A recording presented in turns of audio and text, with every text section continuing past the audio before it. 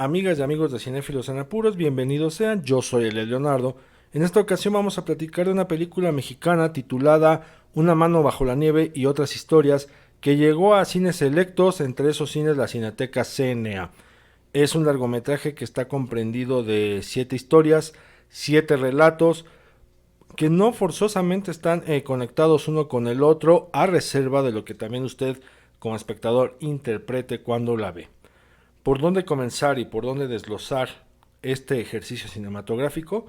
Vamos por partes. Como ya les contaba, es un largometraje que está constituido de 7 cortometrajes, de 7 relatos, de 7 historias. Esta narrativa coral, vamos a llamarla así, nos asoma algo muy interesante, que es la posibilidad de que el público en general se aproxime y se acerque a los cortometrajes que se hacen en México. ¿Por qué es importante también acercarse a los cortometrajes? Bueno, porque por un lado nos permite ver a los futuros talentos que se están formando en distintas áreas de lo que comprende una película, puede ser dirección, guión, fotografía, actuación, escenografía, producción. O sea, todos estos elementos y todas estas áreas que componen una película, ahí se pueden empezar a vislumbrar, se puede empezar a ver. Por otra parte, también nos permiten ver cuáles son esas historias que se están contando, qué quieren contar directores, directoras, guionistas, qué está sucediendo en otras entidades, que no solamente es la Ciudad de México, qué sucede en el norte, qué sucede a lo mejor en la zona centro, qué sucede en la zona de las costas, en fin, qué se está contando, y no solamente es qué se está contando, sino cómo se está contando.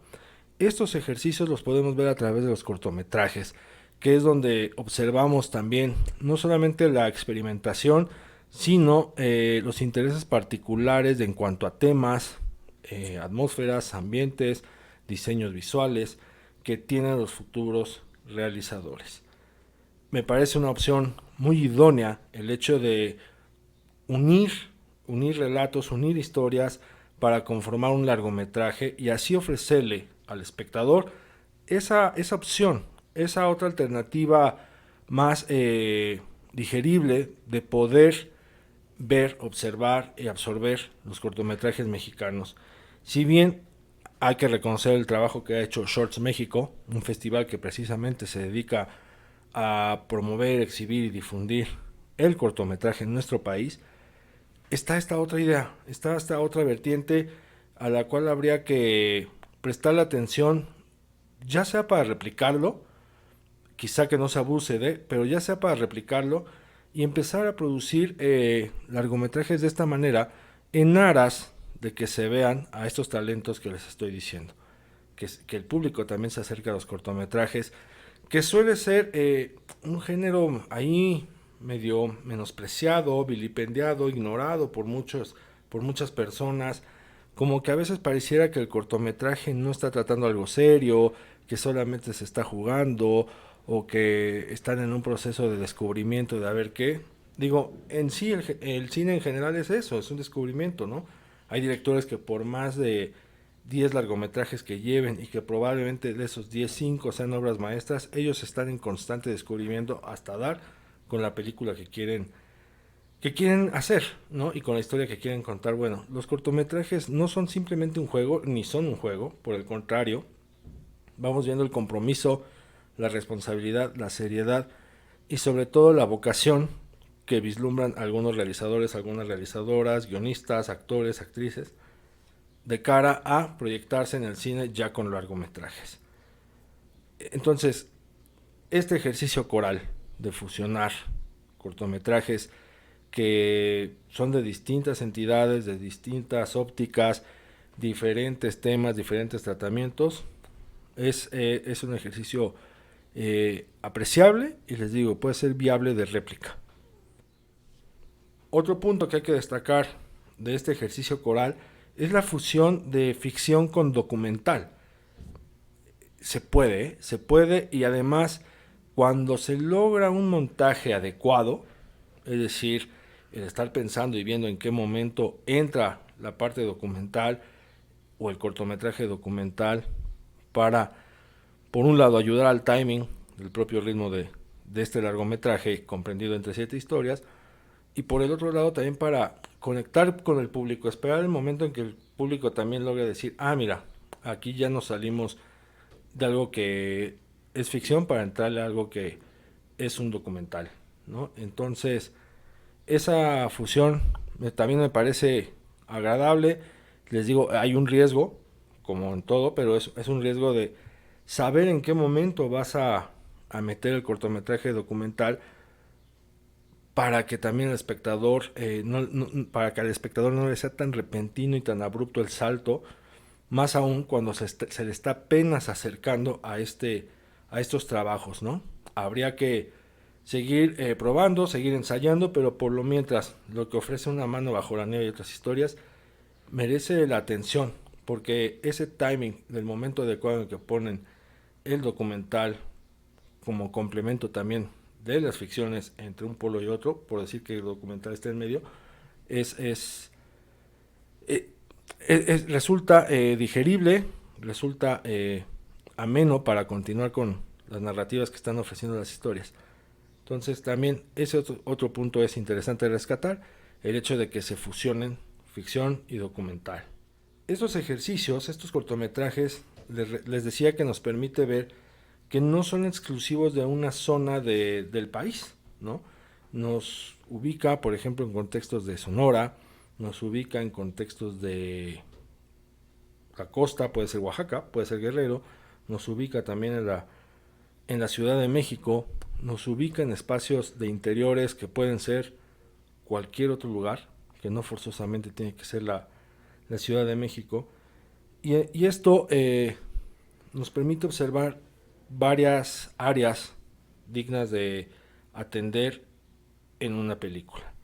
Por ejemplo, la dirección, otro caso es la fotografía, la actuación.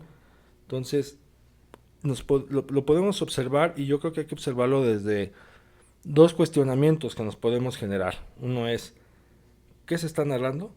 Y la otra es, ¿cómo se nos está narrando? En este sentido, es interesante ver en Una mano bajo la nieve y otras historias cómo hay algunos cortometrajes que apuestan mucho por los exteriores y por ende por la luz natural para la fotografía. Y por el otro lado, hay producciones que apuestan por los interiores y también eso permite ver cómo se trabaja el tema de la iluminación para poder contar esas historias, ¿no? Y esos contrastes favorecen de alguna u otra manera también al espectador para que se esté cuestionando esto que les digo, es qué se está narrando, cómo se está narrando, y estos saltos también les permite adentrarse en estas áreas que comprenden una película, es decir, ay, a ver, pasé de exteriores y de repente estamos en unos interiores, las iluminaciones son distintas. Eso también me parece pertinente para que el propio público empiece a cuestionarse, empiece a sumergirse en el cine, empiece a detectar y a ver, les digo, otras áreas que vayan más allá de lo que a lo mejor a primera vista se puede pensar que es lo más importante de la película, que es la actuación, o al revés, que alguien crea que solamente la fotografía, bueno, se pueda eh, dar el tiempo de voltear hacia otras áreas. Entonces, esto tiene también los cortometrajes y el compendio de esta película hace notoria esos cuestionamientos, esas visibilizaciones respecto a distintos elementos. Hay dos, si de rescatar las historias se trata, a mí en lo particular hay dos que me llaman mucho la atención. Uno de ellos es un documental. Uno de ellos es un documental, precisamente el que me comentaba, y nos cuenta la historia de estas personas que trabajan poniendo lonas espectaculares en la Ciudad de México.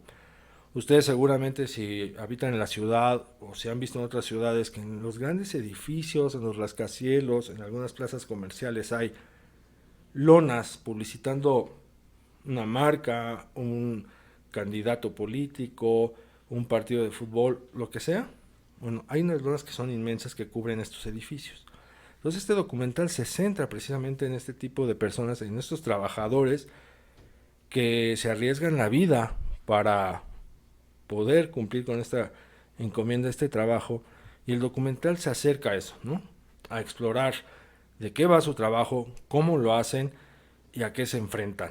Porque se enfrentan desde la discriminación, hasta malos salarios, hasta malos tratos, ¿no? De algunas personas. Por ahí hay un personaje que dice que los peores tratos los recibe de aquellas personas que no son las dueñas de los edificios, es decir, de sus pares, de sus símiles, o sea, de la propia gente común y corriente como somos ustedes y yo, que entre nosotros mismos nos estamos molestando, despreciando. Esa observación puntual que hacen los personajes da mucho, ¿no? Da mucho de qué hablar, pero hay algo también atendible, que es el tema de la cámara. La cámara nos presenta dos escenas que, además, unidas en edición, en el montaje, son muy potentes y al mismo tiempo muy pertinentes como para ahondar en lo que significa este trabajo de colocar las lonas. Por un lado vamos a ver que la cámara está prácticamente cerca de uno de estos trabajadores justo cuando está tendido en el aire colocando la lona, es decir, la cámara está ahí junto a él y por un lado nos hace sentir de cerca precisamente este riesgo, esta tensión que implica colocar la lona a esas alturas, incluso a veces sin ninguna protección. Corte A, vemos una toma abierta, aérea, observando a la distancia cómo está ese hombre tendido en el aire colocando la lona, y esa imagen es tan potente porque nos lleva a dimensionar el peligro que implica este trabajo. Les digo, estas observaciones de cámara, de montaje, nos acerca a lo que se está queriendo contar, cómo se está queriendo contar y quiénes lo están contando. Y en este caso también el realizador hace una observación muy puntual y un gesto que vale mucho la pena de mencionar con estos trabajadores, porque decide darles voz y decide darles nombre. No son nada más unos trabajadores, o sea, también les da identidad, ¿no? Eso es, no sé si el adjetivo sea loable, pero sí digno en reconocimiento a estas personas, porque a final de cuentas también tienen un nombre. No sabemos si el día de mañana vayan a sufrir un accidente haciendo lo que hacen, y también tienen una identidad. Y después, el otro cortometraje que me llamó la atención es el que precisamente le da nombre al título de la película, Una mano bajo la nieve, de José Esteban Pavlovich. Él nos cuenta una historia, un relato duro, eh, muy de nuestro México, muy aterrizado en lo que es el contexto de la inseguridad y la permeabilidad que ha tenido el crimen organizado en algunas zonas, en este caso de Sonora, pero lo hace desde una narración que nos remite, por ejemplo, a algunos textos, podría ser de Juan Rulfo en algún momento, que se va a esa tradición literaria de lo rural, por decirlo así, una tradición literaria de lo rural, pero contextualizado en esta actualidad dura, difícil, les digo, de la inseguridad en México. Y lo que tiene Pavlovich, entre otras cosas, además de mostrar vocación como director, de leer el cine también desde la imagen, caso contrario a lo que pasa con el segundo cortometraje casi avienta todo a los diálogos, apuesta todo por los diálogos y se olvida un poco de la imagen. Y aquí, en el caso de Pavlovich, dice, no, la imagen también tiene que decir mucho, y sí dice bastante. Por ahí hay unas tomas duras con relación a un cuerpo cuya morgue termina siendo un aula escolar, pero lo interesante en Pavlovich es que, por ejemplo, evita los close-ups y evita la cámara cerca de los rostros de los que participan en cada una de las escenas donde hay interacción humana.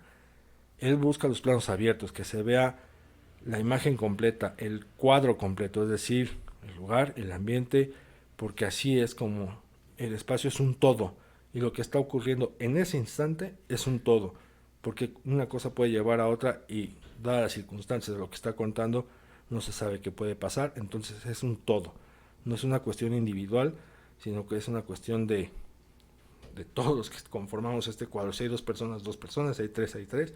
Entonces es de llamar la atención cómo también apuesta por esa parte de la cámara. Les digo, Una mano bajo la nieve y otras historias es un largometraje compuesto de cortometrajes, que es un ejercicio que ojalá se replique. Nada más para resaltar, el tema del documental lo dirige Rafael Martínez Sánchez, y que cuenta con dos hombres en cámara. Uno es Luis Vázquez y el otro es Rafael Amador. Ese ejercicio que hacen ellos con el documental de los hombres que ponen y quitan las lonas es de reconocerse, y lo mismo que el de Pavlovich. No hay que decir que los otros estén muy mal hechos, ni mucho menos, no. También tiene que ver con una cuestión de gustos, de conexiones, de simpatías. En lo particular conecté con esos dos, pero vale revisar todo el ejercicio de esta apuesta de llevar un largometraje compuesto de cortometrajes y así acercar los cortometrajes al público.